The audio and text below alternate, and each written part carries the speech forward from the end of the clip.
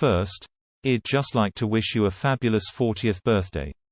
I'm sure your adoring husband will have planned something gloriously romantic to make you feel happy and special today.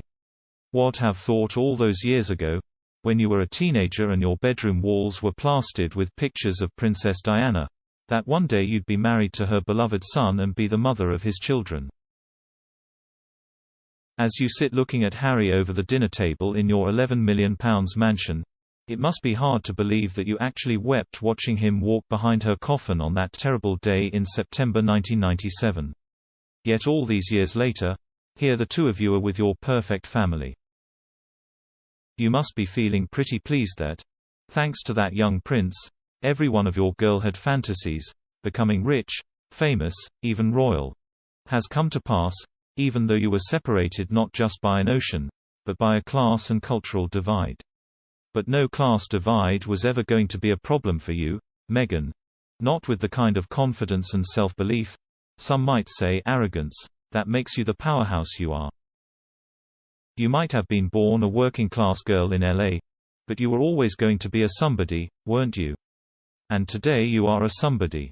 You've got a prince for a husband, 2 beautiful babies, the rescue dogs, the hen house full of rescue chickens, Oprah as a neighbor, a long line of A-listers popping round for dinner and zillions of dollars worth of deals. Yes, some of those deals have involved trashing the royal family you were once so desperate to be part of. Yes, they've involved hurting our 95-year-old Queen, for which many here will never forgive you, and Prince Charles.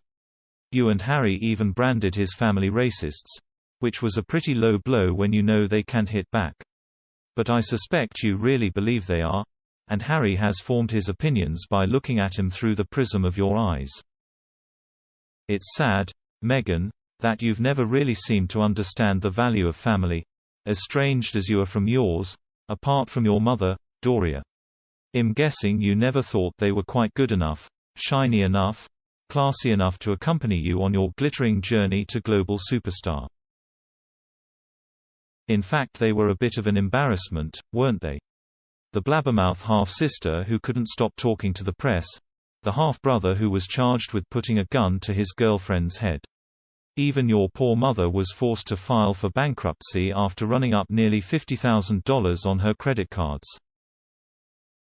Maybe the Markle history of boozing, dust-ups and debts were embarrassments you didn't want paraded in public when you were looking to land a prince. But the way you cut off your elderly father, Thomas, was ugly and ruthless. He admittedly made mistakes when you first met Harry, but as an ailing pensioner in his 70s, he was easy prey for a voracious media desperate to know more about you. And I'm wondering if Harry, seeing you sever ties with your family without a backward glance, thought maybe the only way to properly show you love and support was to sever ties with his. Which is a huge shame, because the royal family opened its heart to you like no other royal girlfriend. You were welcomed and supported from the off. Protocols that had applied to others in your position were swept aside for you. Those who know the Queen say she was determined to make you feel comfortable because she didn't want what had happened to Diana to happen to anyone else. So what if William advised Harry to take it slow with you? What brother wouldn't tell a besotted younger sibling to approach a new romance with caution? Harry is the brother of our future king, so it's doubly important he makes the right choice of wife, one that would understand the role she was taking on and, more importantly, the institution she was to serve. After all, it took William 8 years to decide to marry Kate. But that brotherly concern caused offense where clearly none was meant, leading to what now feels like an irreparable rift. So what part did you play in that? Did you shrug it off as well-meant advice? Or did you make it clear to Harry that you were upset and offended, encouraging him to hit back on your behalf? This was never about William disliking you or feeling you weren't right for Harry. It was about him trying to take care of the younger brother who had struggled with his mental health over the years. He was 12 when he suddenly lost his mother, and he had served on the front line in Afghanistan, where he saw comrades killed and horribly maimed. He was fragile and Wills knew that. What he did was simply about protecting him. As such a devoted campaigner for mental health, I'd have thought you'd have understood that. And what was the rush? Why would it have been so bad for you and Harry to take it slowly?